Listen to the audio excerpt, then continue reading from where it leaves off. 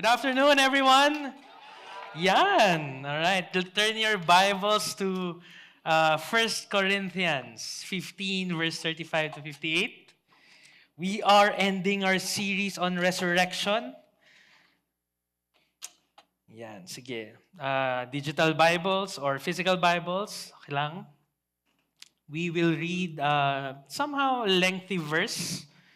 But you know what? It's important for us to read Scripture as a community or communally because this is the God's Word. It has power. All right? So no need to stand. But I want you to read with me.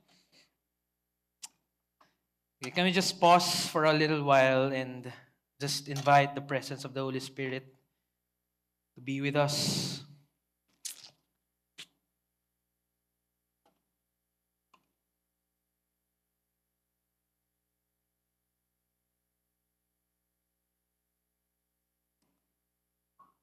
1 Corinthians 15, verse 35 to 58. But someone will ask, how are the dead raised? With what kind of body do they come? You foolish person, what do you sow does not come to life unless it dies. And what you sow is not the body that is to be, but a bare kernel, perhaps of wheat or of some other grain. But God gives it a body as He has chosen, and to each kind of seed its own body. For not all flesh is the same, but there is one kind for humans, another for animals, another for birds, another for fish. And verse 40, there are heavenly bodies and earthly bodies. But the glory of the heavenly is of one kind, and the glory of the earthly is of another. There is one glory of the sun, and another glory of the moon, and another glory of the stars, for star differs from star in glory. Verse 42. So is it with the resurrection of the dead. What is sown is perishable, what is raised is imperishable. It is sown in dishonor, it is raised in glory. It is sown in weakness, it is raised in power. It is sown a natural body, it is raised a spiritual body. If there is a natural body, there is also a spiritual body. Verse 45, thus it is written, the first man, Adam, became a living being. The last Adam became a life-giving spirit. But it is not the spirit that is first, but the natural and then the spiritual. The first man was from the earth, a man of dust.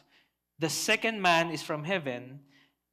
Verse 48, as was the man of dust, and as is the man of heaven, so also are those who are of heaven. Verse 49, just as we have borne the image of the man of dust, we shall also bear the image of the man of heaven.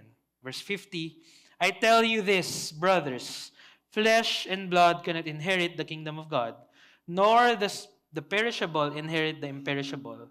Behold, I tell you a mystery. We shall not all sleep, but we shall all be changed.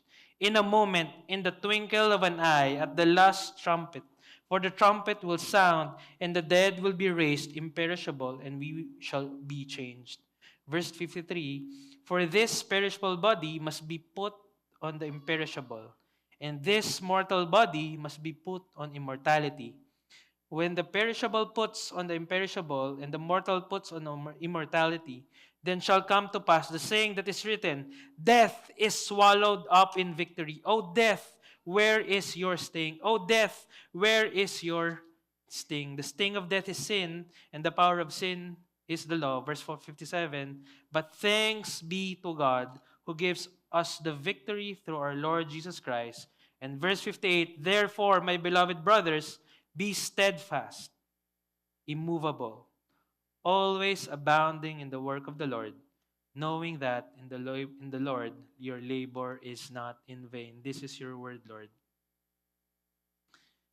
And Lord, I pray that as we talk about this, it will not just be information in our heads, but it will form us, our souls, our hearts, our mind. It will shape our whole being, Lord. Lord, I pray that you increase as I decrease. Lord, I pray that you break every mindset, wrong mindset about our future, about about our bodily resurrection, Lord. I pray that you also excite us that yes, there's struggles, there's trials, there's hardship in the present age, but we are destined to live in the age to come. Lord, we glorify you. We are living in a position of victory already because death has been defeated. Thank you, Lord, in Jesus' mighty name. Everybody say, Amen, amen. All right, so we are concluding our series on the final say. And it's the first time that we extended our topic about resurrection for 5 weeks. Okay, and to tell you honestly, sometimes kami nila Pastor Patrick ng mga pastors, ano ba sasabihin natin about resurrection? Okay, medyo nasabi na namin lahat, and it's a challenge for us because yun nga, we have extended the topic about resurrection because it's really a big deal. Resurrection carries a profound sense of, it changes how we live our lives. Sabi nga ni C.S. Lewis, if resurrection is not real, then our faith is futile. Sabi ni Paul yun, ay say hindi si C.S. Lewis. But C.S. Lewis said, Christianity is either of utmost importance or it's not that important. What it can't be, it's moderately important. And so we're talking about resurrection because this is really, really important in our faith, that if resurrection is not real, then what we're doing here, now, tomorrow, the next Sundays, and the next coming years to come, those are useless. And that's why we are pounding on the resurrection. That it's not just about during Holy Week. That resurrection is not just about that one Resurrection Sunday that we celebrate all over maybe the world or tayong Christian nations. But resurrection has a deep and profound impact in how we live our lives, how we relate to others, how we relate to our office mates, how we live our lives. Because it is the one event, the resurrection of Jesus Christ, it's the one event that really matters. Because if it did not happen, then what we're doing here, is fake. Then what I'm preaching is fake news. And so, as we end this, I call this the final of the final say. Okay? Final of the final say. I want to say this because we have a complicated relationship with our physical bodies. Tama ba yun? We have a very complicated relationship with our bodies. On one hand, we try to do everything to preserve it. Tama ba? We try to spend massive amount of time, energy, and money trying to preserve our bodies. Now, look at our cities. Look at Makati pa lang, di ba? There's so many fitness centers. Sino dito meron kang gym membership? Sino? Wala. Okay. May gym membership ka. All around this place, Makati pa lang, there's so many wellness clinics. And there are so many advertisements selling, yung mga anti-aging medicines. Why? Because we want to stay healthy. We want to preserve their body. Sino dito nag-track ka ng ano tawag doon? Ng steps. May Apple Watch ka, you track your steps. Tapos today, pa lang ako? 200 steps pa lang ako. Di na ako umalis ng kama, di ba? We track our steps because we're conscious, we're health conscious, we want to stay healthy. We take our supplements because we know for us to be more fruitful and for us to produce more and for us to be useful, we need to take care of these physical bodies. And that's right. And that's the reality that we live today. But on the other hand, yung una, we try to preserve it. We try to spend money to, we are conscious about our steps. We are conscious about our calorie intake. Some of us, naka-calorie deficit. May katabi ka mga naka-calorie deficit ngayon. Okay, ano lang ako ngayon? 100 calories per day. 100 calories per day lang. But on the other hand, our bodies constantly frustrate us. And I can relate because when I was, in 20 years old, I was a campus missionary 8 years ago. I remember, pag nag-youth service kami, saan si Connie? Fridays, Connie. Fridays, 5 p.m. to 7 p.m. Talagang talo na. Let's go, di ba? Sobrang energetic. And then after, may dinner pa. Tapos I'm with students. Taas ang energy. But now, kailangan 7 p.m. pa lang, gusto ko na umuwi. Kailangan 10 p.m. pa lang, tulog na ako. Kasi pag di ko yung ginawa, the next day, ay kakasakit ako, parang ganon. Our bodies constantly frustrate us. Dati kaya mo magpuyat and still okay. Ngayon, pag nagpuyat ka, kakasakit ka. Dati pag di ka nag-day off, okay lang, trabaho lang, grind. Pero ngayon, pag di ka nag-day off, it will take a toll on your body. And so on the other hand, we spend so much time in preserving this, physical bodies. But on the other hand, it frustrates us also. Why? Because no matter what we do, we know it's declining. No matter how we try to preserve this, no matter how much money, effort, and strategies that we do for our bodies, eating healthy and staying healthy and doing all of this stuff, on the other hand, it frustrates us. It's on a decline. And that is what the church in Corinth 2,000 years ago battles, or they have the same issue. They believe that this body is bad, it's evil, and it's weak. And so for them, for the church in Corinth, the goal is this. The goal is to escape this body because this body is like a trap, it's like a jail, that my goal is to somehow escape this body so that I can have a better life. And they believe in some kind of afterlife or life after death, but believing in a bodily resurrection is offensive to them. Because for Paul, what Paul was preaching was this, that if we die, wag naman ngayon, if we die, Paul is preaching, when you read the whole 1 Corinthians 15, he is pounding on the bodily resurrection, that Jesus Christ resurrected from the dead, and he is the first fruit of the resurrection, meaning that all of us will be bodily resurrected as well. And so imagine you're in the first church at Corinth hearing this. It was offensive. Ayaw nga namin ng katawan namin eh. Bakit gusto mo pa, Paul, na bumalik kami sa katawan namin? And that was Paul is trying to teach this Corinthian church. And then in verse 35, that's why someone from the church asked.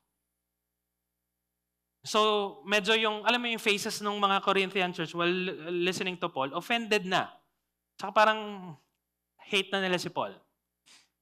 And then someone stood up and asked, a brave soul asked, but someone asks, how are the dead raised? With what kind of body do they come?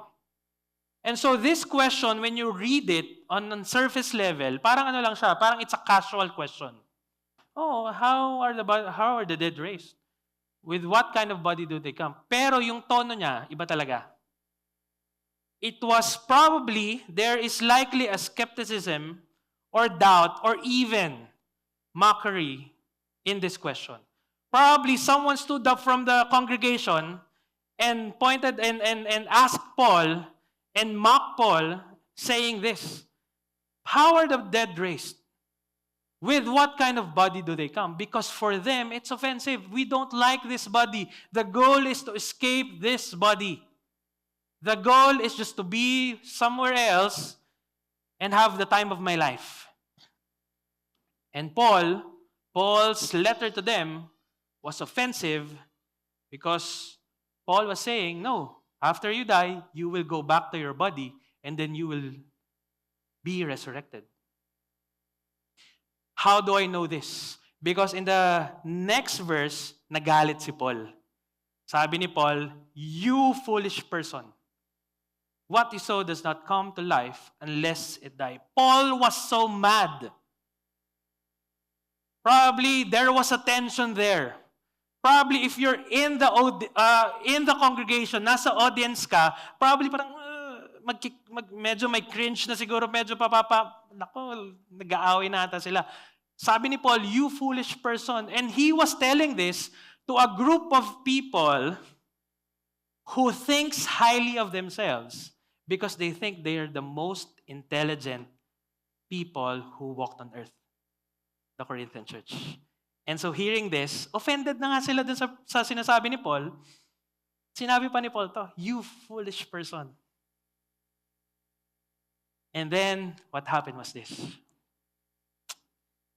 Paul responded to that person who asked that question by using an agricultural metaphor. Verse 37, and what you sow is not the body that is to be, but a bare kernel, perhaps of wheat or of some other grain. He is correcting their unbelief. He is responding to the mockery that is prevalent in that current congregation, that current audience, and he was addressing that.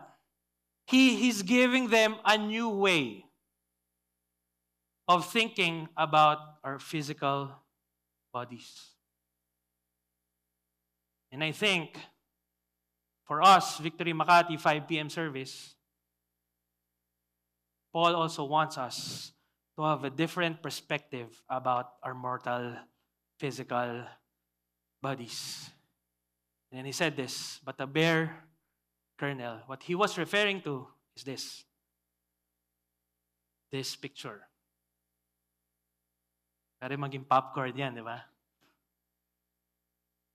But he was referring to a seed. He compares our current body to a seed.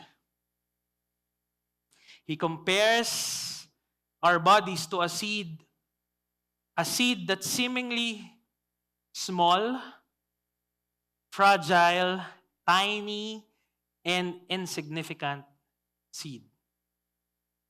And he describes the seed with 3 super heavy words. Verse 42, sabi niya, this seed is perishable.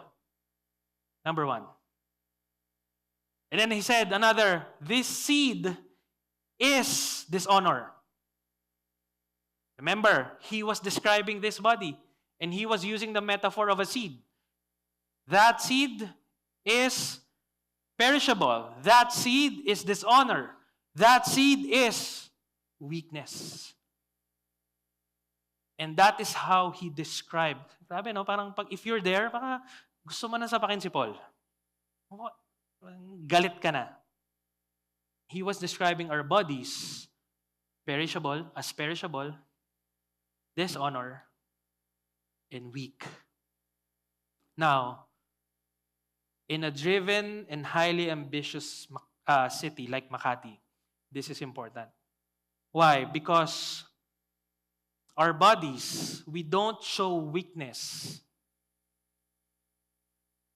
in our offices, wherever we are. Why? Because if you show weakness in this city, bababa value mo. Hindi ka papansinin. If you show that your body is weak, your body is perishable, then your value goes down. Then your worth goes down. And so this city, or even the world around us, teaches us to idolize our bodies because our bodies are our asset. And if we don't make this good, impressive, powerful, then our values and our worth goes down. And that's why we try our best to make our bodies look young, strong, attractive, and admired. That's why our posts in social media, we don't show weakness. We show strength. We show our best angle. Because our world around us doesn't want to see or wants to hide our weak bodies, our flaws, our imperfections. Kaya nga, di ba, pag nagbe-birthday ka, oh, happy birthday! Joey, happy birthday! Ilan taon ko na? Ano sabihin mo? I stopped counting at 21. Let's change topic. Don't want to answer. Why? We don't want to show that we're aging. And it's funny. It looks like a joke. It sounds like a joke. But it shows the condition of our hearts. And it shows the reality of our lives, that our bodies are perishable, has dishonor, and weak. On the other side, maybe you're not the person that you're idolizing your body. On the other side, and I'm guilty of this, we neglect it. We neglect our bodies. We feel like our bodies is disconnected or there's no, it's not relevant to our spiritual life. Eh, masarap ang steak. masarap ang mga bawal. Masarap ang junk food. We neglect. It's either we dishonor or it's either we idolize our bodies, we dishonor. And Paul, again, brings us back to this image. The seed. Because Paul is saying the whole in this almost paland na verses in 1 Corinthians 15, Paul is saying, look at this seed. It was always meant to go into the what? To the ground. This seed is always meant to be buried in the dust, in the dirt. He was saying that our bodies are like this seed, and that this seed, yung future niya, or yung design niya, is to be buried, planted in the ground. And so no matter how much money we make, or the effort that we put into preserving this body, Paul was saying, your body is like a seed, meant to be buried. And that's the reality we live in. We are surrounded by sickness, by aging. We are surrounded by yung wife ko ngayon, may sakit siya. Although ubot sipon lang naman, but we know that, katulad ng sinabi ni Kuya Gerald kanina, ngayon ko lang nakakita, that this is the reality of our life. Kahit we know people in our lives who stayed healthy, who eats clean, and yet, in the hospital. And yet, biglang, may sakit pala. And so, the reality of our bodies, Paul was saying, like a seed, perishable, weak, and is destined ultimately to be buried on the ground. Ultimately, in the grave. And for Paul, if this current body is all there is, then life is a tragedy. When you think about it, if this current body that we have is all there is, saklap ng buhay. There's no reason to be happy about. For Paul. If there is no resurrection, then cementerio is our garbage disposal.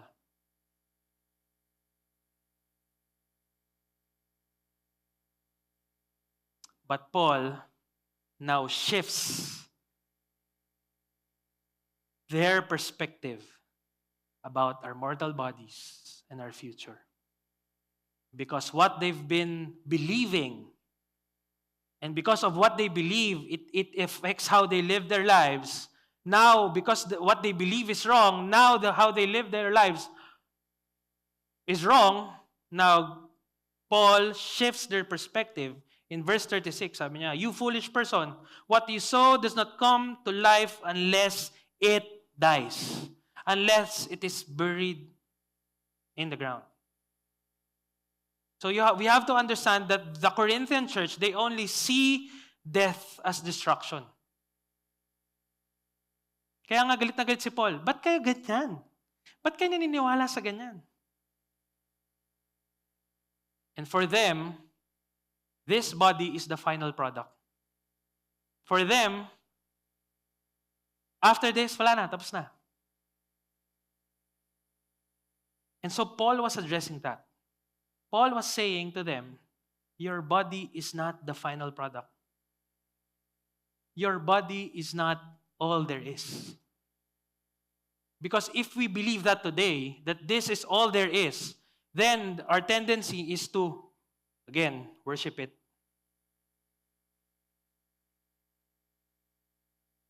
And another thing is this. If we believe, or we believe in our heads, in our minds, that this is all there is, then we don't just idolize it, maybe we neglect it. But see, Paul was using this metaphor, the seed, because God did not design the seed to stay a seed. A seed, when it is buried sa ground, will it stay a seed? The answer is, of course not. Yes, the seed is designed for the dirt, for the soil, but when you bury the seed on the soil, or in the soil, or sa ground, what will happen? This will happen. A new life comes forth.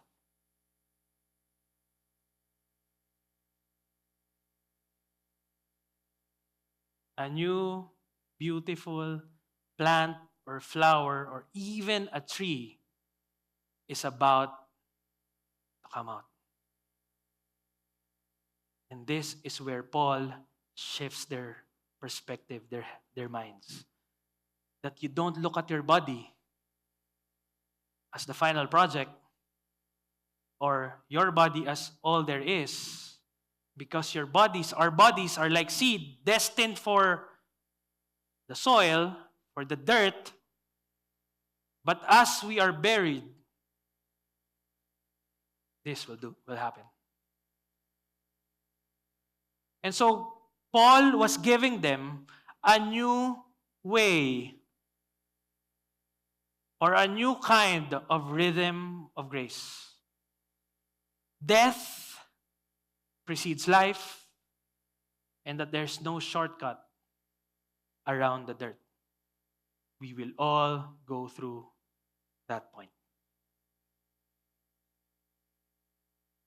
But God is not saying that there's power in death itself. He is saying the God who designed the heavens and the earth, the universe, all the creation in such a way that what looks like a burial, what looks like death, what looks like dirt and nothingness and perish and weakness, He's saying that it's also a place of transformation. And so as Christians today, whether you feel like you're buried in a sense, you're in the dirt in a sense, in that place, God is bringing a transformation in your life. Where are you right now? Because what is seemingly, pag tinapan mo yung seed, minsan din nga natin iniisip we just throw it. And that's it. God said, in this text,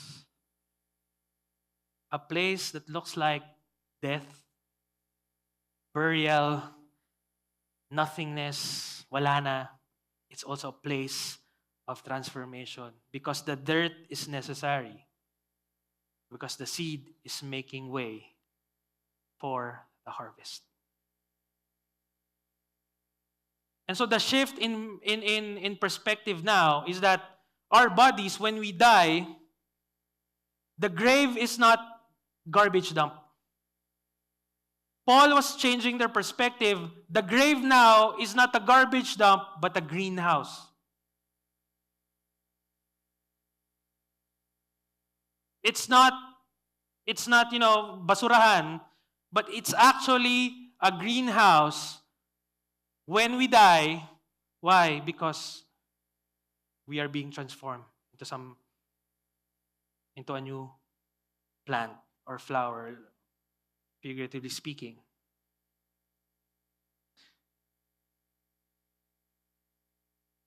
When we are buried, di lang tayo basta tinatapon. And then our life stops existing. But it is a greenhouse that eventually will produce something that is very beautiful, making a way for the harvest. And then he goes on to say this, verse 38, but God gives it a body as he has chosen, and to each kind of seed its own body. We do not plant for the full harvest. If you're in agriculture, you know this. The harvest that you will be gathering is not actually same with the one that you planted. We just plant a tiny little perishable seed, but we harvest so many. Because God gives it body. And so when we die, our hope is that hindi kaya tayong buhay ni Lord. I remember this one student in our spiritual foundations, very concerned. And legit yung concern niya. We were talking about eschatology, we're talking about resurrection, and sabi niya, Pastor, as Christians ba, biblical ba yung cremation? Right? Because his concern was, pag kinremate daw yung isang body, paano yun ire-resurrect ni Lord? Abo na siya. And, he just somehow laughed because I realized si Lord, may kinremate, tapos dumating na siya, tapos ire-resurrect niya yung body. Hindi siya parang, naku, paano ko ito bubuhayin? Wala na yung bones niya, wala na yung bodies niya. And Paul was addressing that. Paul was saying, God is so powerful. He can produce something out of nothing. And that even resurrection doesn't feel impossible. Resurrection is actually possible because God is real.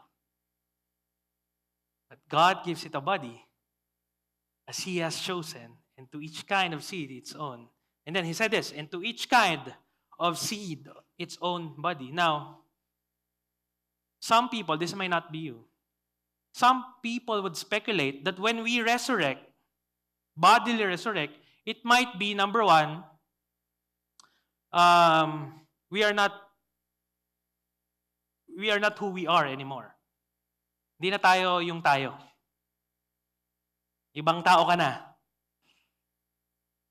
And that is a wrong mindset. Why? Because God is saying, a mango seed does not become an apple. Right? When you plant a mango seed, hindi naman yung tutubo as apple. Or when you plant an acorn, hindi naman yung magiging coconut. When you plant a seed of like or for example, coconut, anong magiging plant niya or tree? Or fruit? Coconut. And so Paul was saying, when we die, when we are buried like a seed, we will be resurrected bodily, and you will be you. Same, but different. Different, but the same. You are still you, and you will recognize you can feel it.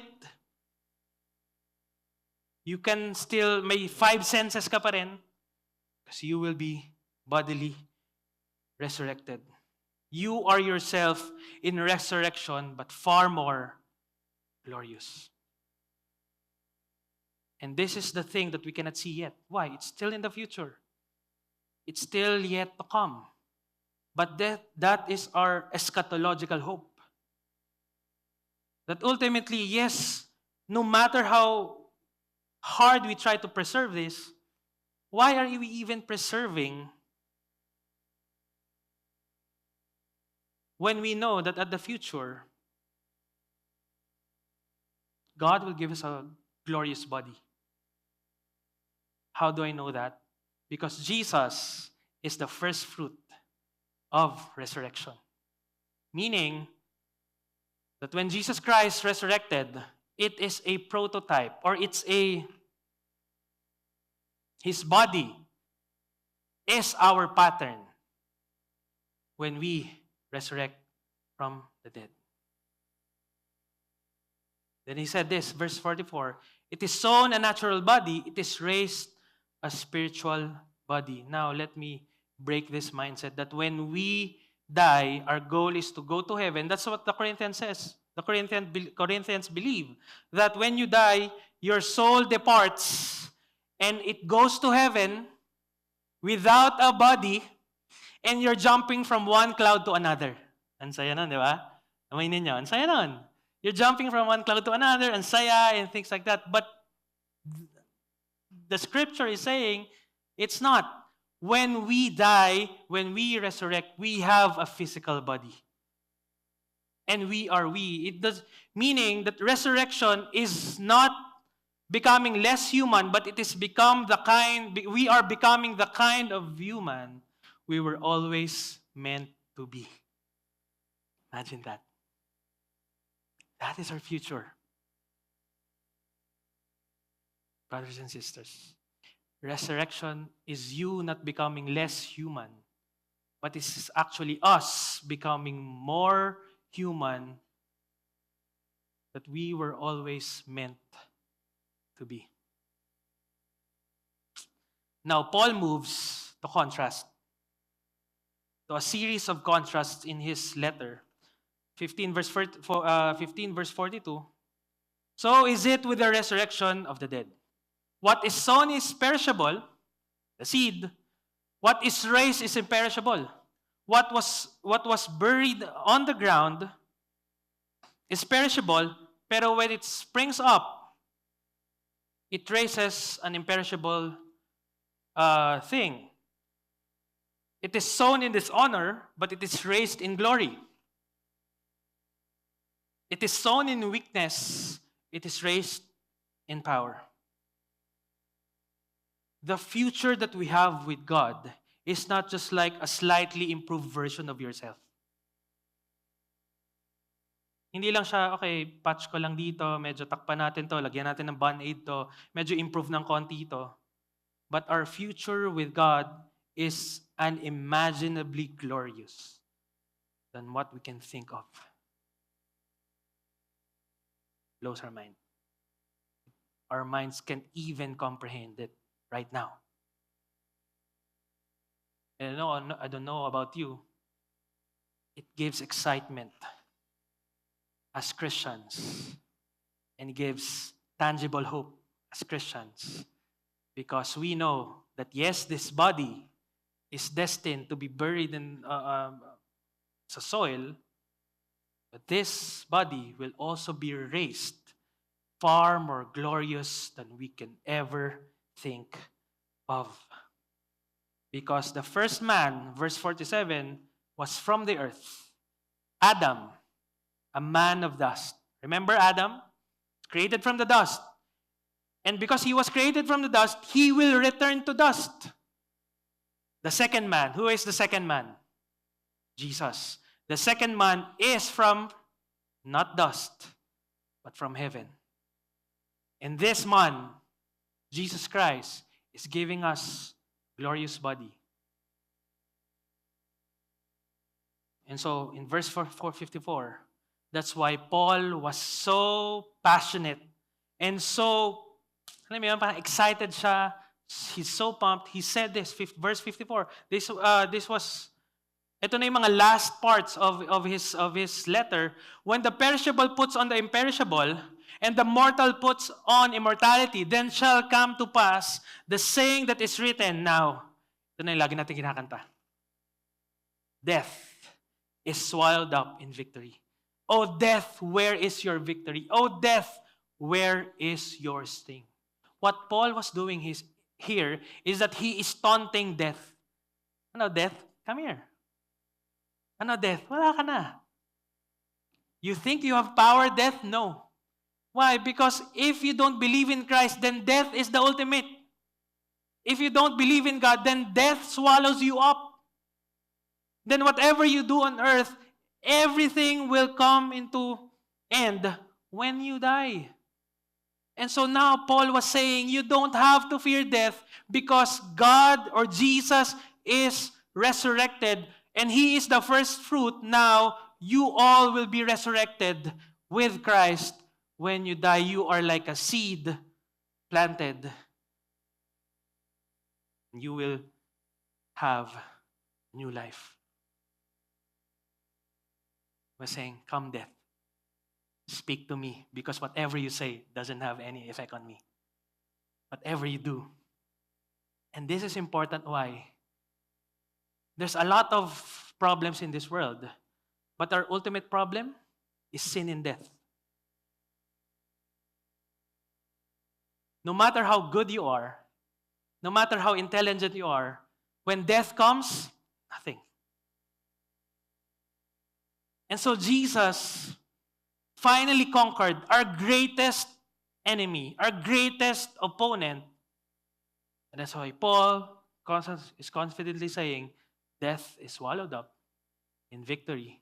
O death, where is your victory? O death, where is your sting?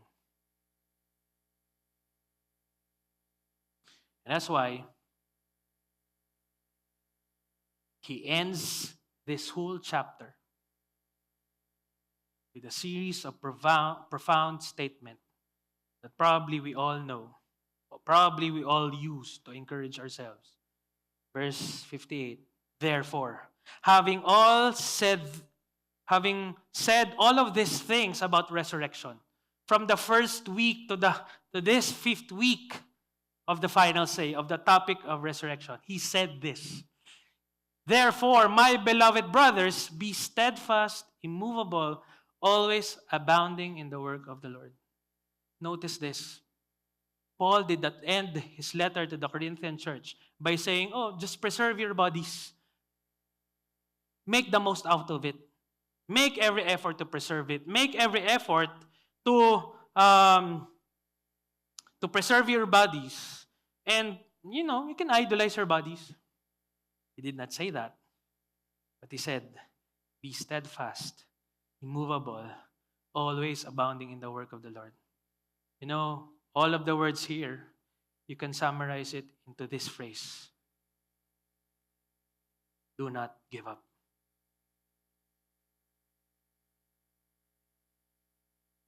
Do not give up.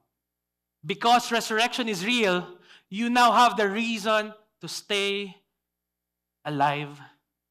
You have now the reason to get up every morning and face whatever challenges or trials that comes your way Why? Because the greatest enemy that will probably come, that will really come in our lives, in our reality, but even that, our greatest enemy, is now canceled, and it does not have the final say. Now, Paul is saying, now because of this, because of resurrection, you don't give up. Don't give up what? Don't give up your faith. Don't give up your obedience to the Lord. Don't give up your faithfulness to the Lord. Don't give up your relationship with the Lord. Do not give up praying. Do not give up reading the scriptures. Do not give up attending church like this. Why? No matter what the world tries to enforce and to pressure us, we have all the reason to say, Christ is real. He is resurrected. He is resurrected. Therefore, I will not give up. And that's why we will never give up going to campuses.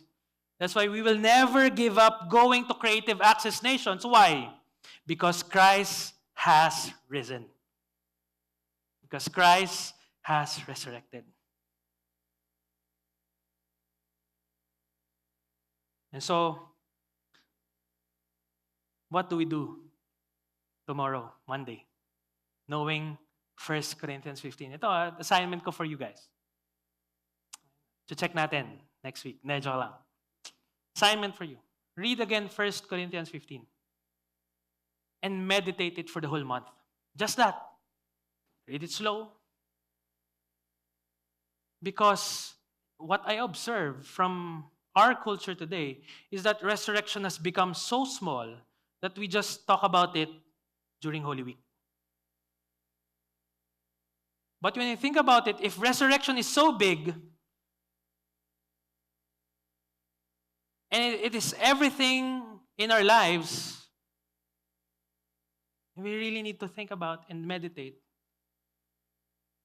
on the resurrection. On the resurrection of Christ. And what Paul was saying, the whole 1 Corinthians 15.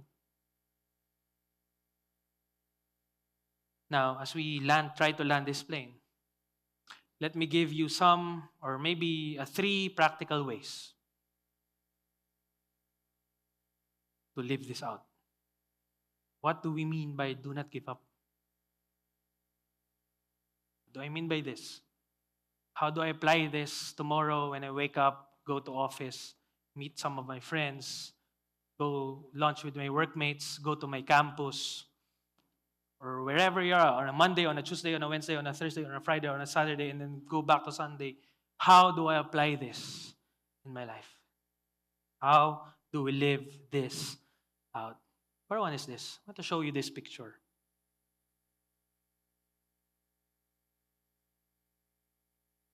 Maybe some of us are afraid to die.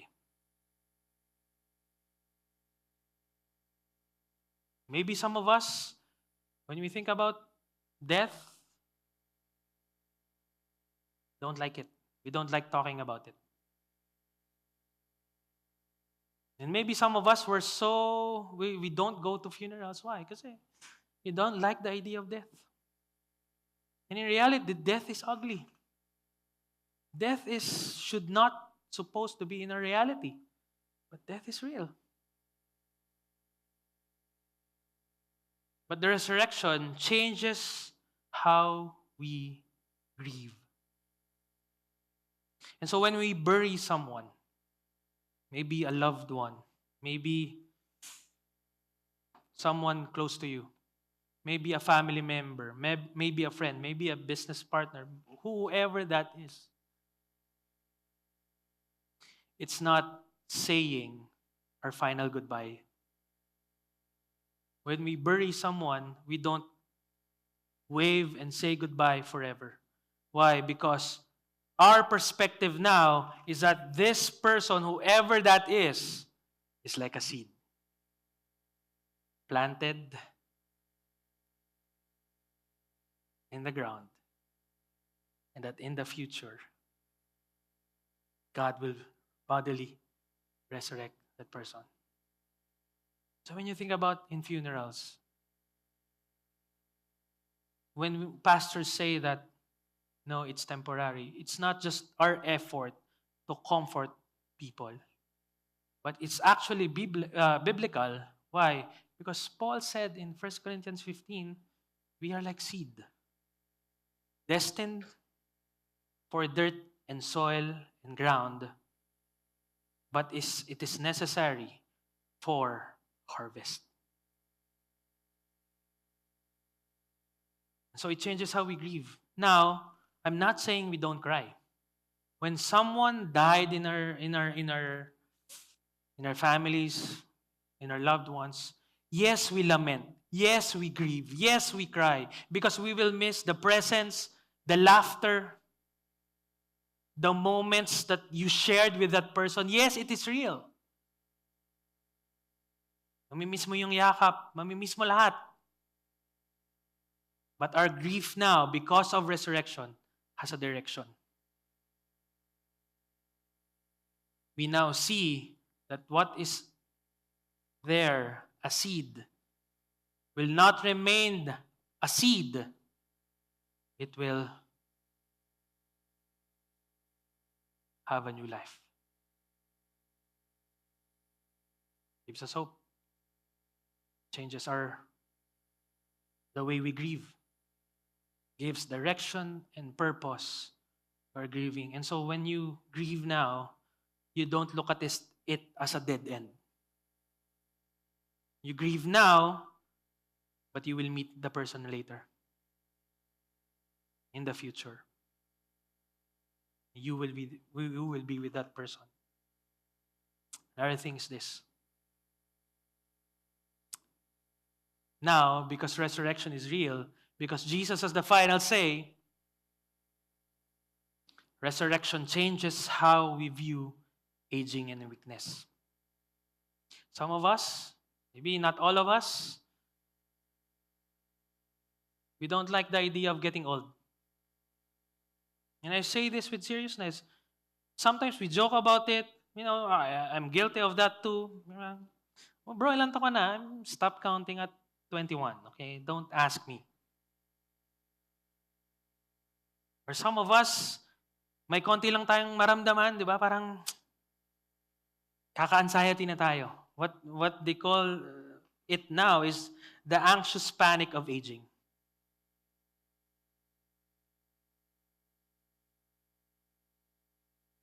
Panic ka. Nagkaka-wrinkles na yung mami ko ganun. Anak, may wrinkles na ba ako?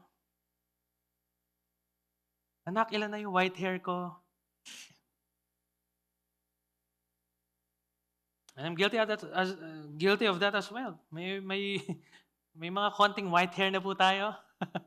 I-discover ng wife ko. But, that's the reality. But get this. Yes, our bodies are aging and being weak year after year and after year. But we don't have to idolize caring for our bodies, or we don't need to idolize our body just to preserve it. We don't need to worship our bodies. Because ultimately, our bodies is not the ultimate. Christ is. And we don't even neglect it, because ultimately, at the end of the day, our bodies are a temple of God. Take care of it. And so there is this balance that we don't worship it. We don't worship it too much, or we don't totally worship it, but we don't neglect it. We live and our view of our bodies is that this body belongs to God. Whatever God says about my body or how to use my body, I will obey. Don't fear death. Changes the way we grieve. Changes how we view aging and weakness. Lastly, changes how we work. And work not just in a sense of corporate work, but on a more general sense, meaning It changes, resurrection changes how we conduct our everyday life. Because resurrection is real, because afterlife, because life with Christ is real in the future, our little faithfulness to the Lord now, our little obedience to the Lord that no one appreciates, and maybe you're being mocked because of your obedience to the Lord. Maybe you're being, you're uncool, bro. Your little obedience and faithfulness to the Lord matters now because of resurrection. The business deals that you say no to because you know there's compromise there changes how you think, changes how you view life. Parenting,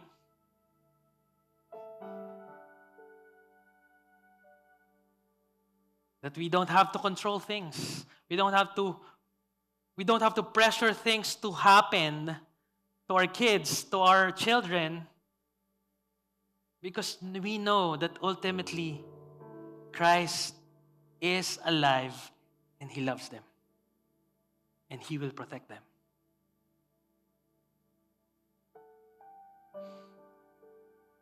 Resurrection matters to singlehood. Kanina, we were meeting the single people at that room sa labas. And a lot of questions, paano pag naging single ako forever? And that's a genuine concern. Paano na yung future ko kung ako lang mag-isa? You see, resurrection has an answer to that. That no one can dictate your future. You don't have to depend to anyone or to someone to have a good future, because in Christ, you have a good future. Not only that you have a good future, but you have a good present life. And so, whether you're single forever or you're single for a moment, doesn't matter. You live your life for Christ.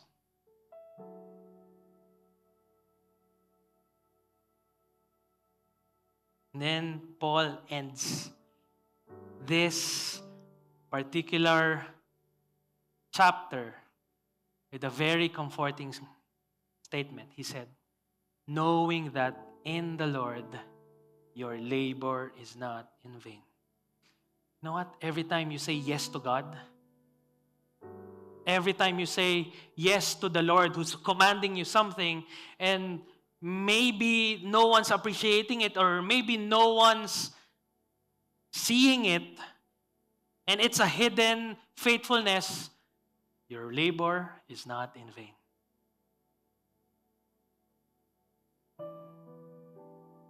Every time you attend a small group, or every time you lead, sa mga nagli-lead po ng small group dito, every time you meet someone and have coffee and have spiritual conversation, or whether you are leading a small group, even though you're tired, you're weary, and you want to go home instead of meeting your small group, guess what?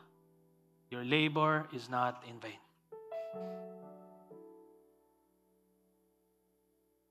Every time you choose integrity in your business deals, in your workplace, every time you choose integrity over other things, your labor is not in vain. Every time you sacrifice for the poor, for the marginalized, your labor is not in vain. Every time you disciple someone, your labor is not in vain. Every time you go to church and you meet people, your labor is not in vain. Every time you go to your office and you stand on your faith, and no matter what green jokes yung meron, and you say, I'm not gonna participate in that, your labor is not in vain. Every time we choose holiness over compromise, your labor is not in vain.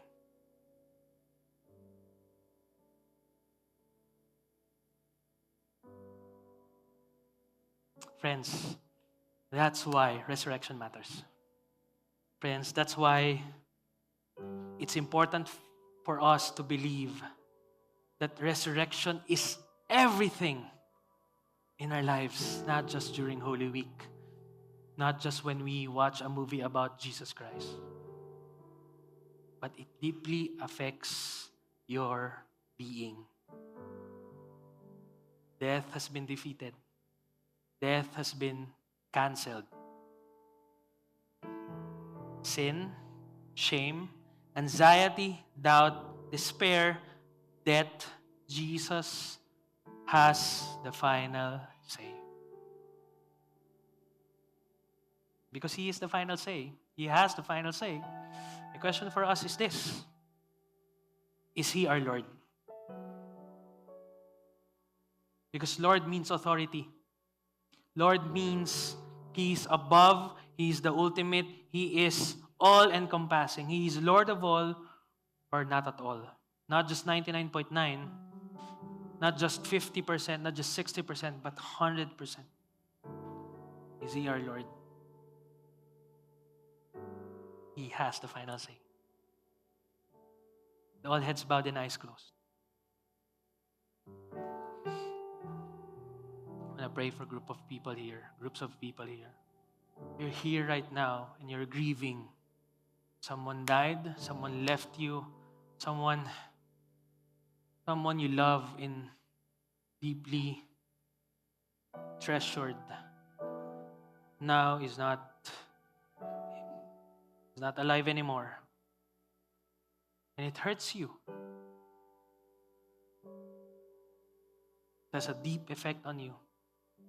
You're that person. I want to pray for you. You know who you are. Lord, you know where we are. You know when we grieve. You know when we're lonely. You know when we're sad, when we're anxious. Lord, you know every detail of our lives. No detail will just pass through you and you will not do anything. And Lord, I pray for comfort. I pray that as these people grieve, Lord, I pray that there's a sense of hope that this is not the end. It's just like a seed that was planted. And we're anticipating a new life, a resurrected life with whoever this is, Lord. And that gives us hope and direction as we grieve, as we mourn, as we lament for these people. Crying is real. Hurt is there. But Lord, it's not the end. So bring comfort, Lord. And not just comfort, but peace and great anticipation that all the loved ones that we don't have, hindi na namin kasama ngayon, we will be with them in the age to come.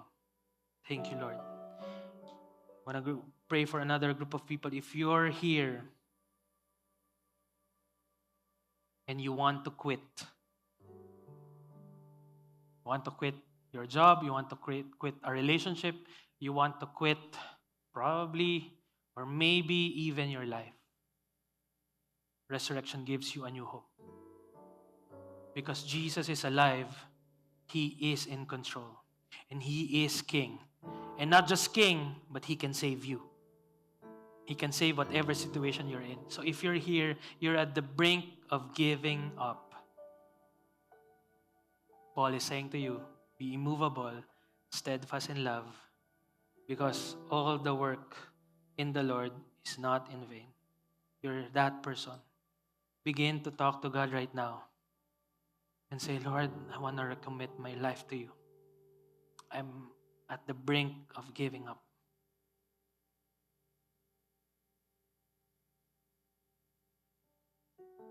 Lord, help me. Encourage me. Give me peace. Give me comfort, Lord. Lord, give me another reason not to give up.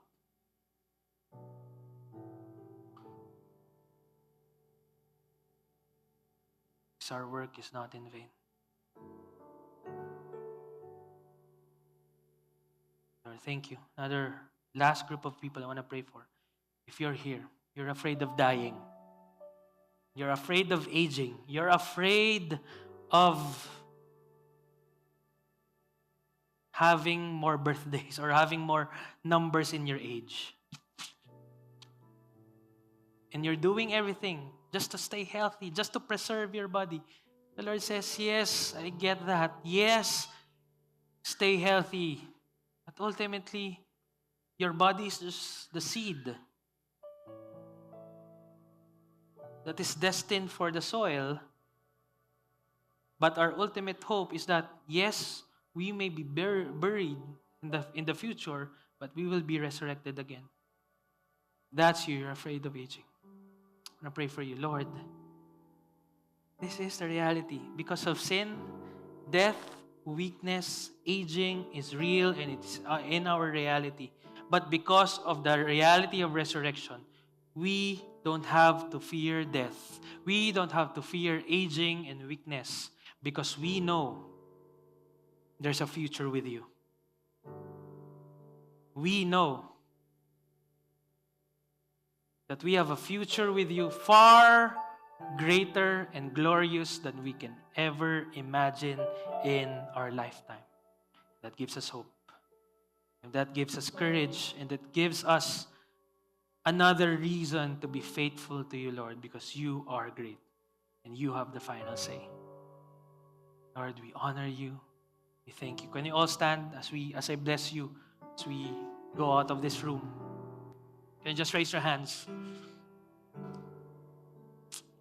The Lord bless you. The Lord keep you. The Lord make His face shine upon you and be gracious to you. The Lord give you peace. In Jesus' mighty name, everybody say, Amen, amen. Can we give God praise?